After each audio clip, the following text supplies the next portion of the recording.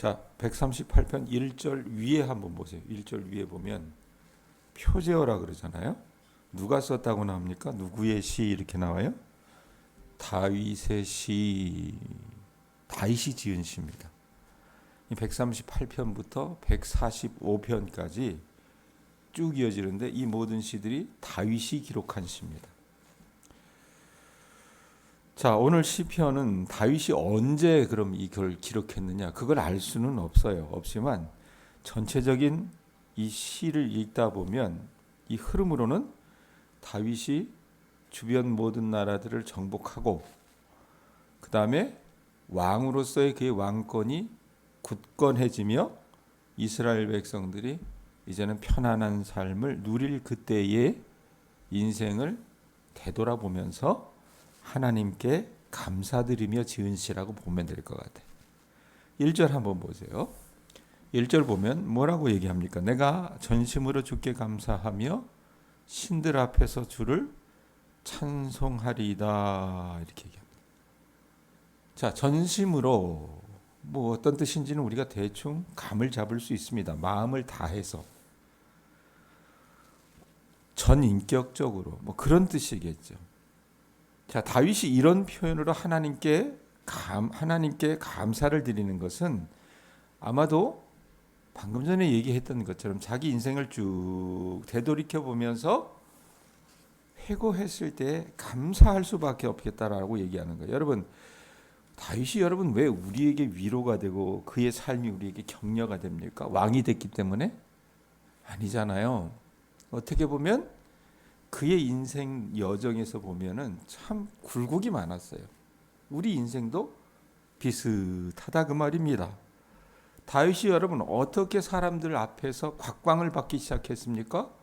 골리앗이라고 하는 이 블레셋의 장수와 싸운 후로 이 사람은요 자그만치 30-40년을 전쟁을 하면서 지내요. 그래서 나중에 다윗이 하나님의 성전을 건축해드리고 싶은 마음이 간절했지만 하나님께서 허락하지 않으셨어요. 왜? 많은 전쟁을 치렀고 그가 피를 아주 많이 흘렸기 때문에 그것을 하나님께서 허락하지 않으셨다 그 말입니다. 자, 그런데 전쟁을 많이 치렀다라고 하는 것은 다윗에게도 죽을 고비가 많이 있었다는 것을 뜻하잖아요. 그런 인생의 여정 속에서 하나님의 은총과 역사가 아니었다면 다윗이 살아남을 수 있었겠습니까? 못 살아남아요. 그러니 자기 인생을 쭉 되돌이켜 보면서 하나님께 감사하고 찬양할 수밖에 없는 거라고 말입니다. 우리 교우들도 마찬가지입니다. 여러분, 우린 다윗처럼 전쟁을 치르지는 않지만 칼 들고 나가서 싸우진 않아요. 그러나 인생의 전쟁을 우리가 어떻게 해요? 매일매일 치르며 산다 그 말입니다. 그렇게 우리 지나온 삶을 여러분들이나 저나 되돌이켜 보면 하나님, 지나온 내 인생 돌아보니 제가 전심으로 다윗처럼 주님께 감사를 드립니다라고 하는 고백이 저절로 나올 때가 있다 그 말입니다. 우리 인생의 고비고비와 중요한 전환점에서 하나님의 인도하심과 그분의 개입이 없었더라면 여러분, 저나 여러분이나 또 이 동양교회도 지금의 이 모습이 아닐 수 있다 그 말입니다. 그 하나님의 오묘하신 섭리하심은 다윗이 말했던 것처럼 아무리 감사를 드려도 부족하기만 하고 아무리 찬송을 드려도 남음이 없다 그 말입니다. 1절에서 또 우리가 잘 봐야 될 게 뭐냐면 신들 앞에서 주께 찬송한다 그랬는데 이건 다른 여러 신들이 아니라 천사들 앞이다라고 여러분 그렇게 이해를 하시면 될 것 같아요. 자, 2절 보세요. 내가 주의 성전을 향하여 예비하며 주의 인자하심과 성실하심으로 말미암아 주의 이름에 감사하오리니 이는 주께서 주의 말씀을 주의 모든 이름보다 높게 하셨음이라.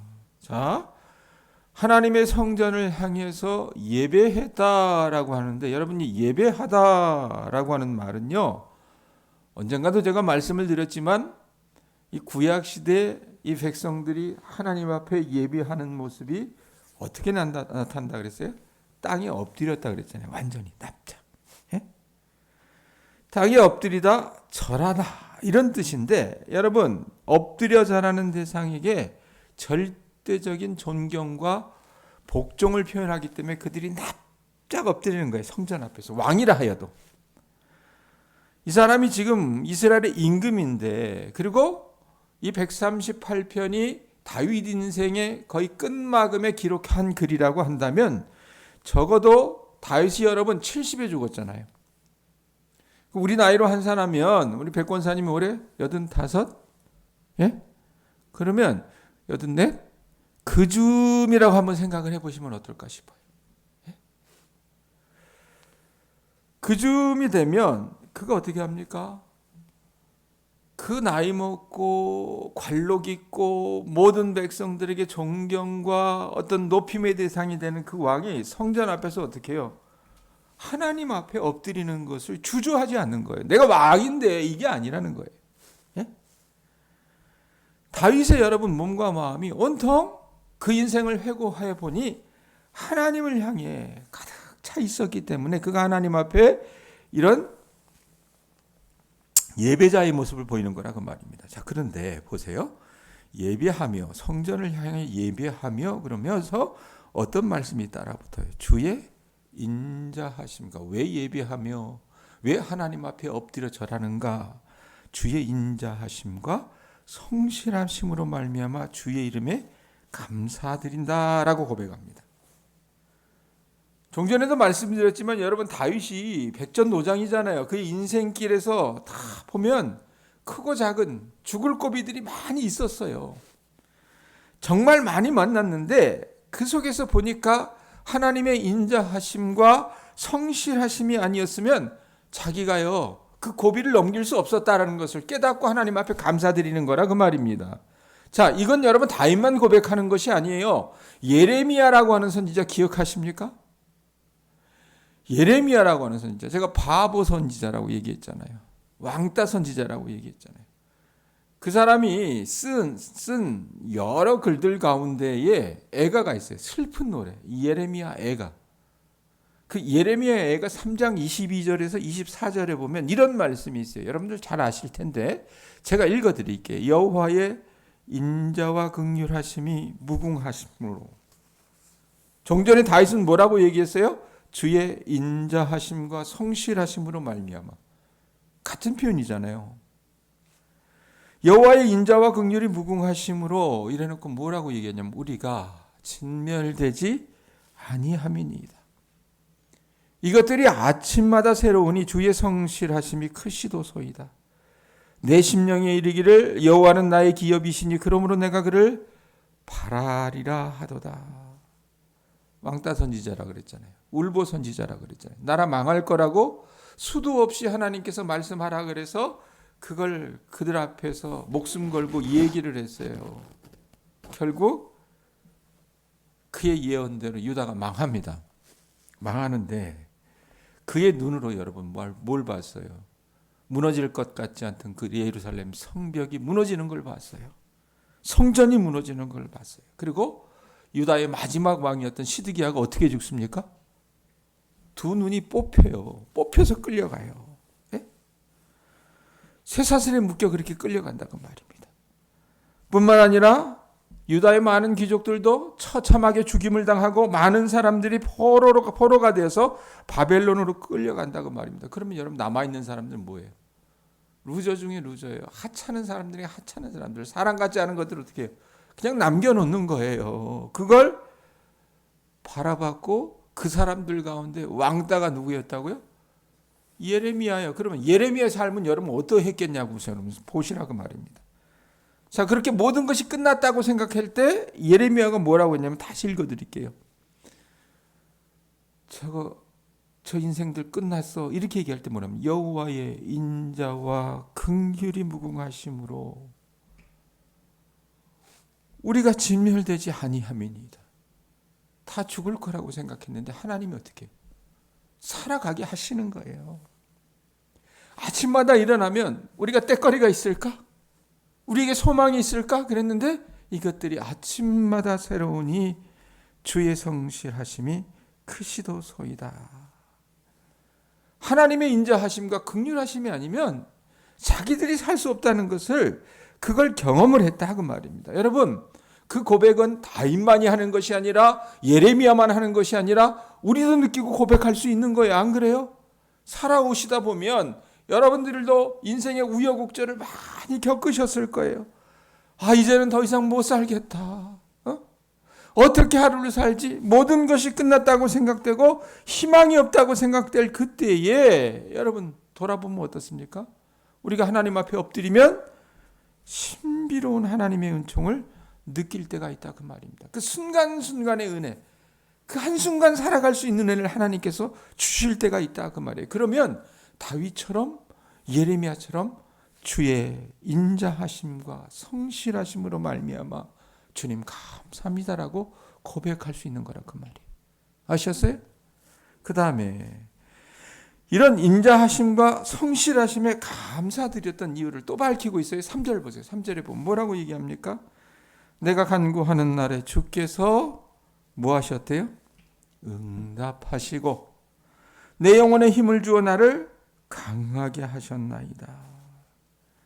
다윗이요, 그 절박한 상황 속에서 하나님 앞에 간구했을 때 하나님께서 어떻게 해요?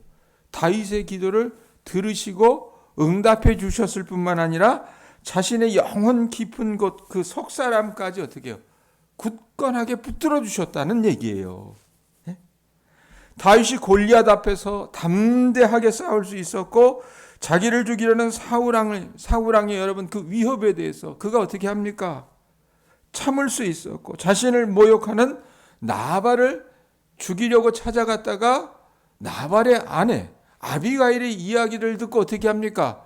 그 노를 거둘 수 있었고 여러 전쟁에서 그가 살아남고 승리할 수 있었으며 아들 압살롬에게 구테타를 당해서 맨발로 울며 도망을 가야 했던 처참한 상황, 이런 것들을 겪을 때에도 여러분 다윗을 온전하게 지켜주셨던 것은요, 그의 기도에 하나님께서 응답해 주신 것과 그의 영혼, 속사람을 강하게 하셨기 때문이라고 말한다고 말입니다. 그러면 우리는 어때요? 우리는 마찬가지일 수 있다는 얘기입니다. 여러분, 우리가 똑똑하면 얼마나 똑똑해요? 우리가 많이 가졌으면 얼마나 많이 가졌겠으며 우리의 능력이 뛰어나면 얼마나 다른 사람들보다 여러분 앞설 수 있겠습니까? 혹시 서정주라고 하는 시인을 아세요? 아세요? 국화옆에서라고 하는 시를 쓴 사람이 있어요. 한 송이 국화꽃을 피우기 위해 봄부터 서쪽 새는 그렇게 울었나 보다 해가지고 이렇게 쭉 나가는 시가 있어요. 그 서정주라고 하는 시인이 쓴 자화상이라고 하는 시가 있습니다. 그 시의 글귀에 이런 내용이 있어요. 23해 동안 한 23년쯤 살 때 이 글을 썼던 것 같아요. 23해 동안 나를 키운 건 팔하리 바람이다라는 표현이 있어요. 내 바람이다. 자, 자기 인생 23년 젊고 창창할 때 그 인생을 되돌아봤을 때 자기 인생 23해 동안 자기를 키운 건 팔하리 뭐예요? 80%가 자기의 소망, 바람이다라는 얘기를 했어요. 자, 그 시를요, 다윗의 고백에 적용을 하면 여러분, 나의 나된 것은 팔하리 80%가 뭐에 있다는 거예요? 다윗의 기도에 하나님이 응답하신 것과 그의 영혼을 강하게 하여 주심에 있다라고 고백하는 거라고 말입니다. 그렇다면 저와 여러분은 어떤지 한번 좀 돌이켜보실 수 있기를 바랍니다. 여러분과 저의 인생의 팔할이 무엇이었습니까? 예? 우리에게 한 것의 팔할, 아니 전부가 오늘 말씀에 있는 것처럼 하나님의 성실하심, 그 인자하심, 또 우리의 기도에 응답하심, 우리 영혼의 속사람을 강건케 하심이 아니었나라는 생각을 해보셨으면 좋겠다는 얘기죠. 자, 이렇게 다윗이 개인적으로 하나님 앞에 주님의 이름 앞에 찬양하고 감사하고 엎드려 절할 수밖에 없었던 일을 1절, 2절, 3절이 얘기해요. 그리고 나서 이 기도가, 이 고백이 공동체적으로 좀 확장이 되기를 원합니다. 그게 4절, 5절, 6절 나와요. 먼저 4절, 5절 보세요. 여호와여, 세상의 모든 왕들이 주께 감사할 것은, 이제 자기만의 고백이 되는 걸 원치 않아요. 이게 확장이 되기를 원하는데, 세상의 모든 왕들이 주께 감사할 것은 그들이 주의 입의 말씀을 들음이오며 그들이 여호와의 도를 노래할 것은 여호와의 영광이 크심이니이다 라고 얘기해요. 다윗은요, 하나님께서 자신에게 베풀어 주신 인자하심과 성실하심, 또 기도를 들어주심과 영혼, 그의 속사람을 강건하게 해주신 그것이 자기만의 어떤 고백이 아니라 모든 사람들에게도 전하여지고, 그래서 세상의 모든 왕들조차도 자기와 같이 하나님께 감사를 드리고 찬양을 드릴 수 있게 되기를 소망하고 있다라는 얘기예요. 그러면서 하나님이 어떤 분이신지를 다시 한번 고백을 하는 게 6절입니다. 6절에 뭐라고 얘기합니까? 여호와께서는, 그 하나님은 어떤 분이시래요? 높이 계신 하나님이에요. 높이 계셔도 높은 곳에서 누구를 굽어 살피신대요? 낮은 자를 굽어 살피시며, 멀리서도 뭘 하신대요? 교만한 자를 아심이니이다. 세상의 모든 사람은, 여러분, 특징이 뭡니까? 세상에 높은 사람, 고관 대작에 있는 높은 사람들의 특징이 뭔지 알아요? 낮은 사람을 여러분 어떻게 해요? 알지 못합니다. 낮은 사람에 대해서 알려고 하지 않습니다. 안다고 해도 그 사람들을 무시하기 쉽다고 말입니다. 제가 아는 목사님 가운데 서울의 중경교회에 담임하다가 우리나라에 손꼽히는 교회 담임 목사로 소위 말하면 이렇게 청빙이 되어 가신 분이 있어요. 근데 그분이 그 중경교회를 담임하실 때는 참 겸손하신 분이었어요. 정말 교인들 한 사람 한 사람에 대해서 관심을 가지시고, 주변의 목회자들에 대해서 정말 그들 눈높이에 맞게끔 헐벗고 굶주린 자 보살피고 이르셨던 분이세요. 그런데 그 우리나라 유수의 손에 꼽히는 교회 담임 목사로 딱 가자마자 어떤 일이 벌어진지 아세요? 관계를 정리하더라고요. 예? 자기가 아는 사람들에 대해서 예전에는 소위 말하면 거리감이 없이 친근하게 됐는데 존칭을 쓰더라고요. 사람이 그래요, 사람이 그렇다고 말입니다. 그런데 우리 하나님은 어떻게 해요? 높이 계셔도 낮은 자를 굽어 살피시는 하나님이라고 그랬어요. 예? 우리가 예배 말씀 전에 찬송 563장을 불렀어요. 잘하는 찬송이죠. 예수 사랑하심을. 그 찬송 여러분 3절에 어떤 가사가 있습니까? 내가 연약할수록 더욱 기히 여기사 높은 보좌 위에서 낮은 나를 보시네라고 얘기합니다.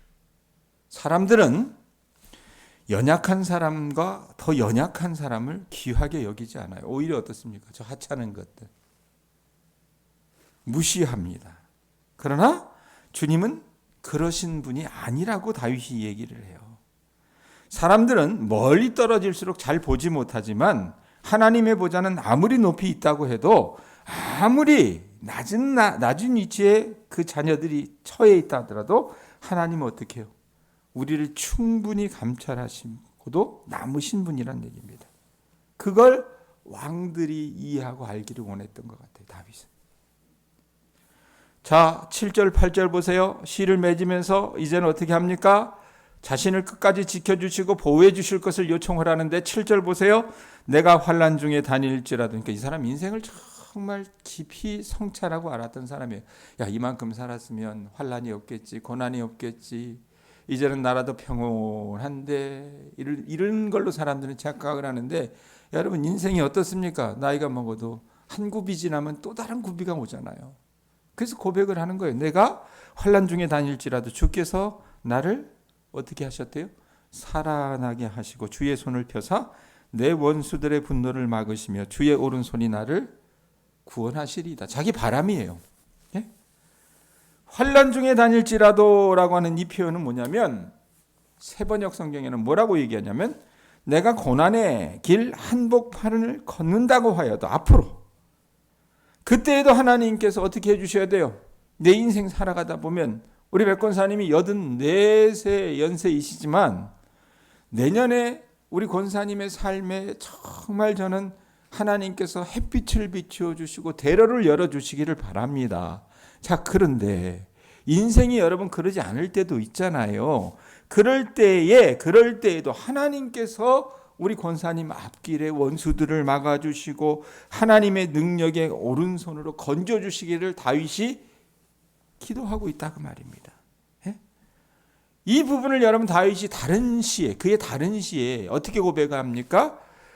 내가 사망의 음침한 골짜기로 다닐지라도 해를 두려워하지 않았던 것은 주께서 나와 함께 하셨기 때문입니다. 주의 지팡이와 막대기가 나를 안위하셨습니다라고 그렇게 고백할 때가 있었습니다. 여러분 다윗은요 하나님을 어떻게 봤어요? 인생 속에서 자신의 반석, 자신의 요새, 나를 건지시느니 나의 피할 바위, 방패, 구원의 뿔 이렇게 고백을 해요. 그것 모두가 여러분 다윗이 이야기한 것처럼 7절 다시 보세요. 보면은 주의 손이라는 표현이 2번이 있어요.